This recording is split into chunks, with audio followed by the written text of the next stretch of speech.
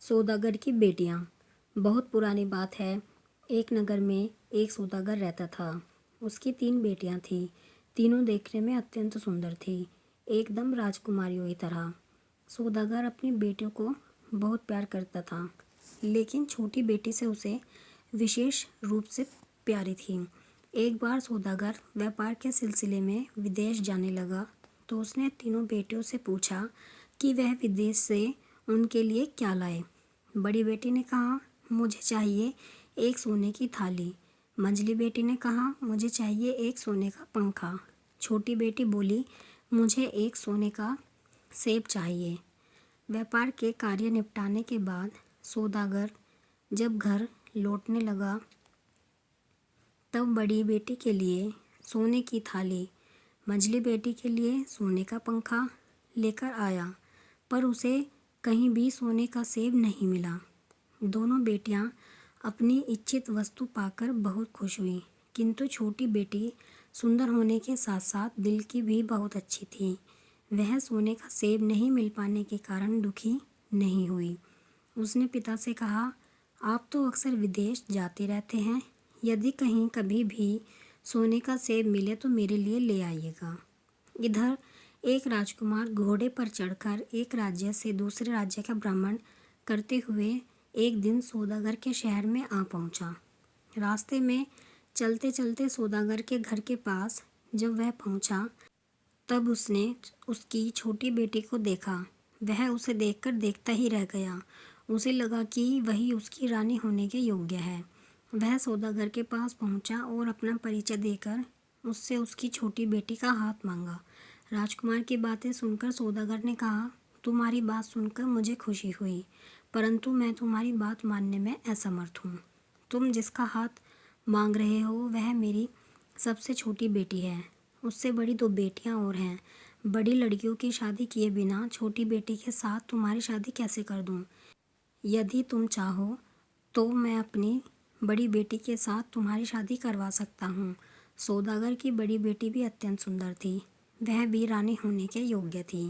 राजकुमार ने कहा, मैं आपकी बात पर सहमत हूँ, किंतु अपने माता पिता को दिखाने के लिए उसे अपने साथ लेकर जाना चाहता हूँ। 2 दिनों के अंदर वापस ले आऊँगा। सौदागर की बेटी को लेकर राजकुमार रवाना हुआ। थोड़ी दूर जाने पर राजकुमार ने अपने घोड़े से कहा, ओ मेरे पवन घोड़े, तुरंत हमें हमारे जादूगर में ले चलो। राजकुमार का आदेश पाते ही घोड़ा पवन की गति से उड़ने लगा और कुछ ही देर बाद घने जंगल के भीतर स्थित एक छोटे से घर के दरवाजे के समीप जाकर रुक गया। घोड़े की पीठ से उतरकर राजकुमार सौदागर की लड़की को लेकर घर के अंदर गया। घर के अंदर के कमरे अत्यंत सुसज्जित थे।